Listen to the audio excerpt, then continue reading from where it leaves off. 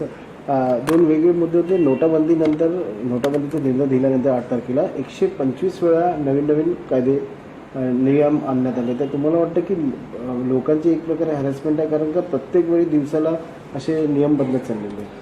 दुर्दैवानं अतिशय खेदानं सांगावं असं वाटतं की या देशाच्या पंतप्रधानांच्या शब्दावरती आम्ही विश्वास ठेवू शकत नाही. 8 नोव्हेंबर 2016ला रात्री 8 वाजता जे पंतप्रधान बोलले आणि त्यानंतर जर 125 आदेश देऊन वेगवेगळे आदेश निघत असतील तर आम्ही कोणावर विश्वास ठेवायचा? RBI सारखी संस्था ज्याच्यावरती संपूर्ण देशाचा विश्वास आहे, ती स्वतंत्रपणे काम करते. आज संपूर्ण अर्थव्यवस्थेला तुम्ही खेळ मांडला आहे आणि तो अर्थव्यवस्थेचाच खेळ नाही, तो लोकांच्या जीवनाशी खेळ मांडलेला आहे. तुम्ही दररोज नवीन काहीतरी फरमान काढता. तुघलकला देखील लाज वाटली असेल. ही परिस्थिती आहे आज.